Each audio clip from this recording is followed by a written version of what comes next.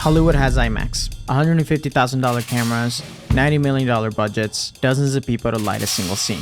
But I've only got me, a camera, 2 lights, and a question. Can I recreate a shot from one of those movies? Not to match it perfectly, but to understand how it works. To learn how to see like a cinematographer, and maybe to figure out where my own style fits in. So I start with 3 questions.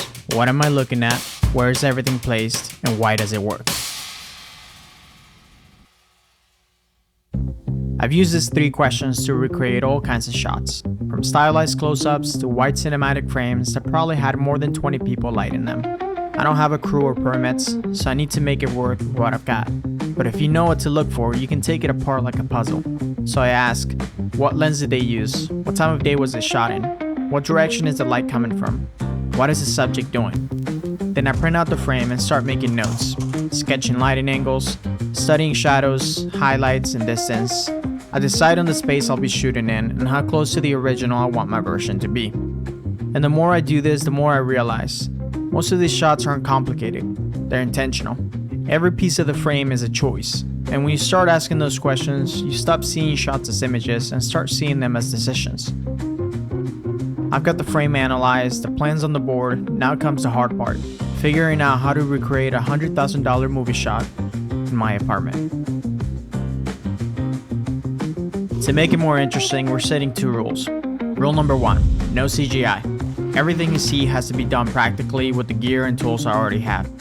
Rule number 2, absolutely no AI. No generated images, no synthesized shortcuts. If it's in the frame, it has to exist. Because limitations force you to focus, and sometimes they can unlock creativity. So I take everything I've learned from the frame, and now I ask a different kind of question. Where is everything placed? The camera, the subject, the light?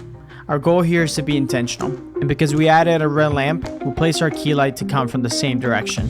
And to take it a step further, we close the blinds in my apartment, ensuring we're controlling where our light source is coming from.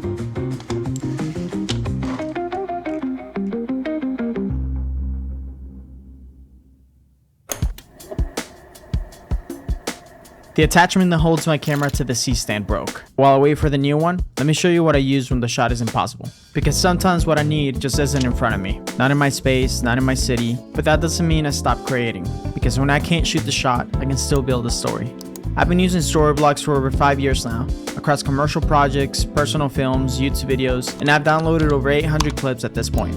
And it's not that I don't have the gear to get the shot. Sometimes it's about timing, or permits, or the simple fact that I just can't get a drone in the air today. That's where Storyblocks has been a huge part of my workflow.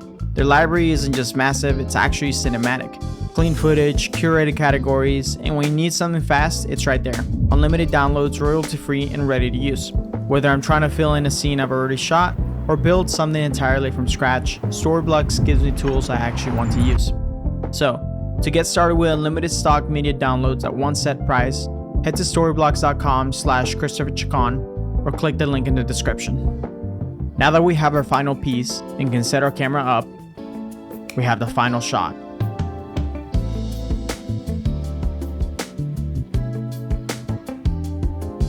It's not a perfect replica of the original, but that's the point. Take what inspires you and shape it into something that feels like you.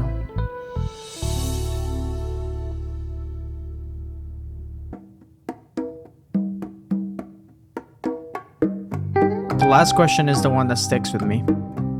Why does this shot work? What's the emotion? What's the story here? And maybe that's the part I'm chasing. Not the exact colors or camera specs, but the feeling I had when I first saw it. And I don't always get it right, but that's not the point. Every time I do this, I learn something new. About light, about story, about how little you actually need.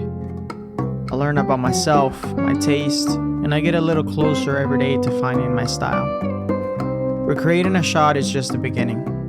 The real magic is in seeing the world differently after. So, tell me, what shot has been living in your head lately?